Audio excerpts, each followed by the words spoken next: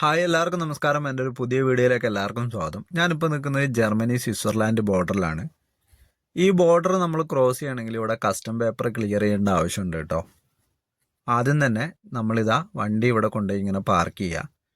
അതിനുശേഷം നമുക്ക് കിട്ടിയേക്കുന്ന CMR അതുപോലെ പാക്കിംഗ് ലിസ്റ്റൊക്കെ എടുത്തിട്ട്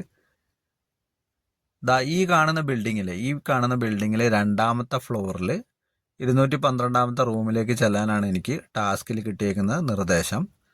അപ്പോൾ ഞാൻ ആ പേപ്പേഴ്സ് എല്ലാം എടുത്ത് അവിടെ എത്തിയിട്ടുണ്ട്. അതൊക്കെ അവിടെ കൊടുത്തു കഴിഞ്ഞിട്ടുണ്ടെങ്കിൽ ഒരു 2 മിനിറ്റ് കൊണ്ട് അവർ എല്ലാ പേപ്പേഴ്സും ക്ലിയർ ചെയ്ത് നമുക്ക് തരും.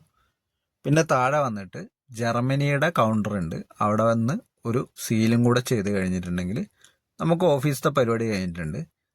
ഇനി നേരെ വണ്ടി എടുക്കുക.